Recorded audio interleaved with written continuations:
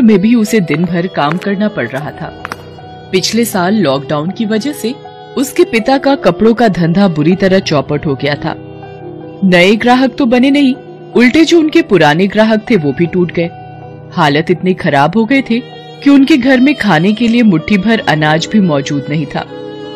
उसके पिता रोज सुबह काम की खोज में निकलते थे और शाम को थक हार कर घर वापस आ जाते थे।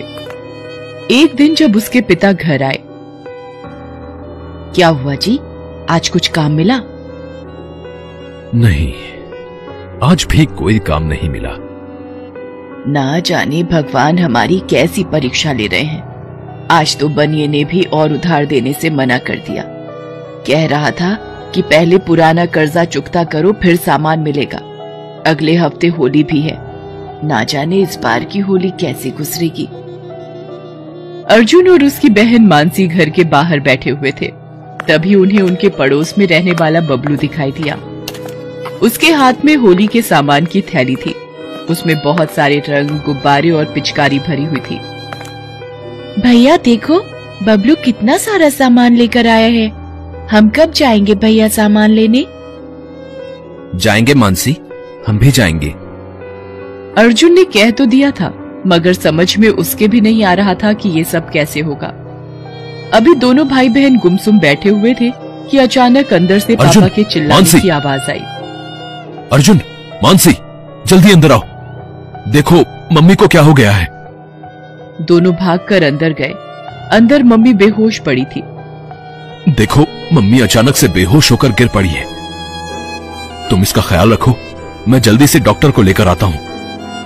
थोड़ी देर बाद पापा डॉक्टर को लेकर आए। डॉक्टर ने मम्मी की जांच की और कहा, इन्हें खून की कमी है। सही से खाना पीना ना होने से ऐसा हो जाता है। मैं दवाई लिखकर दे देता हूं, आप मंगा लीजिएगा और इनके लिए फल लेते आइएगा।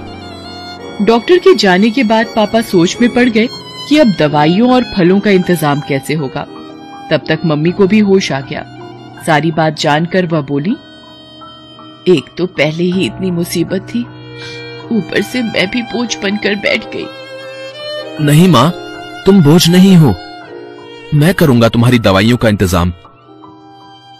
पापा प्लीज मुझे रोकना मत, मैं कल ही किसी काम की खोज में जाऊंगा। पापा कुछ नहीं बोले। अगले दिन अर्जुन काम की तलाश में निकला। साहब कुछ काम मिलेगा? क्या काम कर सकता है तू? कुछ भी काम चलेगा साहब।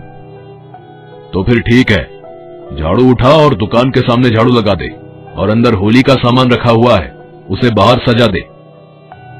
अर्जुन दिन भर मेहनत करके सारा काम करता है।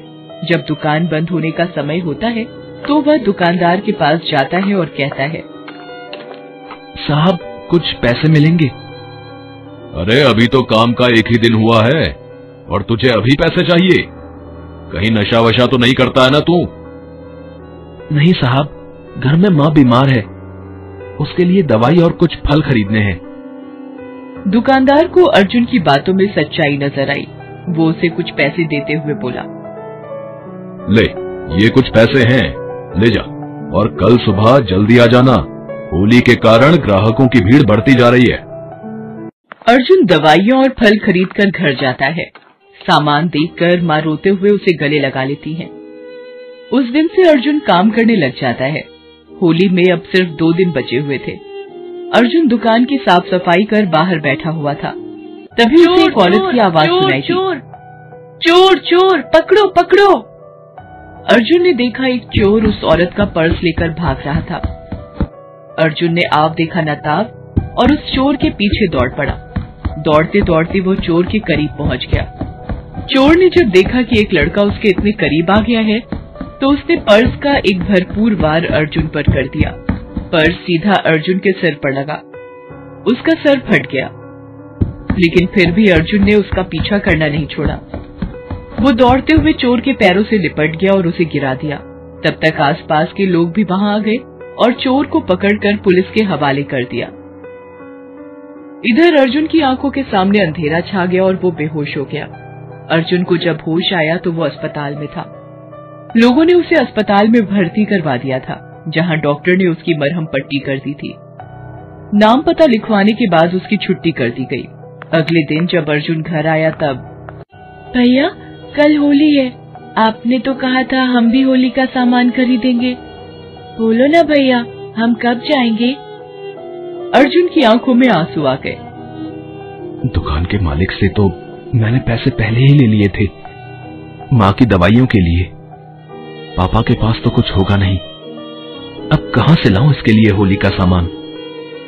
अब तू फिक्र मत कर, मैं तुझे होली का सामान जरूर दिलवाऊंगा, जरूर दिलवाऊंगा।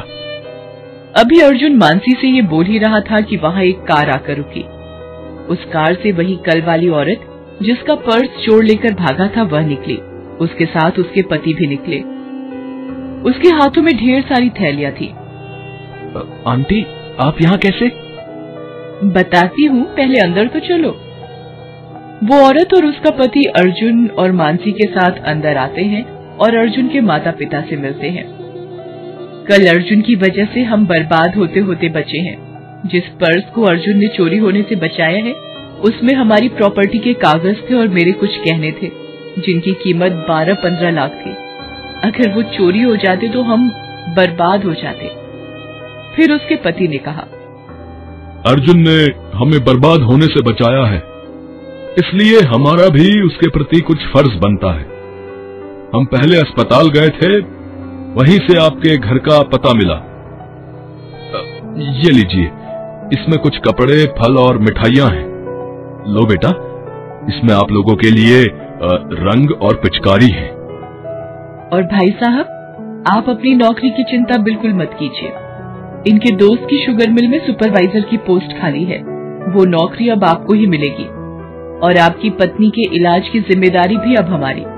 और अब से दुकान पर काम करना बंद। अब आप और आपकी बहन फिर से स्कूल जाएंगे। अर्जुन के पापा की आंखों में आंसू आ गए। आज उन्हें अपने बेटे पर गर्व महसूस हो रहा था।